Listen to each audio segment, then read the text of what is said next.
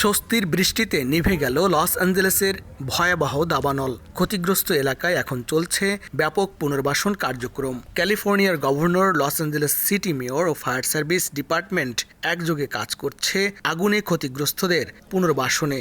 এতে আর্থিক সহায়তা দিচ্ছে বিভিন্ন ব্যক্তি, প্রতিষ্ঠান ও বেশ কিছু স্বেচ্ছাসেবী সংগঠন।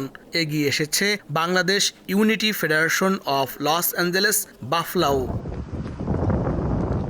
লস অ্যাঞ্জেলেস ফায়ার সার্ভিস ডিপার্টমেন্টের বিশেষ ফান্ডে $10,000 চেক হস্তান্তর করেন সংগঠনটির নেতারা। মানবিক সহায়তায় সম্পৃক্ত হওয়ার এই প্রচেষ্টা বিদেশে বাংলাদেশিদের ভাবমূর্তি উজ্জ্বল করবে বলে মনে করছেন প্রবাসীরা। তারা আমাদের জানমালের নিরাপত্তা দিয়েছে, সেই কারণে তাদেরকে অ্যাপ্রিসিয়েট করে আমাদের পক্ষ থেকে, আমাদের কমিউনিটির পক্ষ থেকে ছোট্ট একটা উপহার তাদের ফান্ডে আমরা জমা দিয়েছি। এখানকার যে ফাউন্ডেশনের প্রেসিডেন্ট লিন লিজ, ওনার হাতে আমরা $10,000 একটা চেক তুলে দিলাম। উনি এই চেকটা ভিকটিমদের জন্য ব্যবহার করবেন। ক্ষতিগ্রস্তদের সহায়তায় এগিয়ে আসায় বাংলাদেশি কমিউনিটিকে ধন্যবাদ জানিয়েছে লস অ্যাঞ্জেলেসের ফায়ার ডিপার্টমেন্টের কর্মকর্তারা। ফায়ার ডিপার্টমেন্ট ফাউন্ডেশনের সহায়তার জন্য বাংলাদেশিদের অনেক ধন্যবাদ জানাচ্ছি।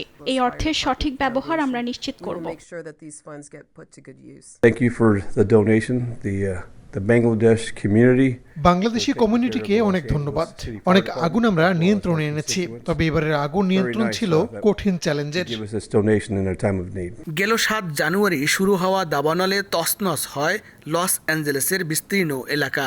প্রাণঘাতী এ দাবানলে মারা গেছেন অন্তত 28 জন, ধ্বংস হয়েছে 16,000-এরও বেশি ঘরবাড়ি ও গুরুত্বপূর্ণ স্থাপনা। দাবানলে প্রাথমিক আর্থিক ক্ষয়ক্ষতির পরিমাণ $250 বিলিয়ন থেকে $275 বিলিয়ন। স্মরণকালের ভয়াবহ দাবানলে ক্ষতিগ্রস্ত লস অ্যাঞ্জেলেস বাসিন্দাদের পাশে দাঁড়িয়েছে বাংলাদেশি কমিউনিটি। তারা অনুদান দিয়েছে ফায়ার ডিপার্টমেন্টের অনুদান তহবিলে। এই উদ্যোগ নিঃসন্দেহে প্রশংসনীয়। Laskar Al Mamun, Los Angeles fire department, যুক্তরাষ্ট্র।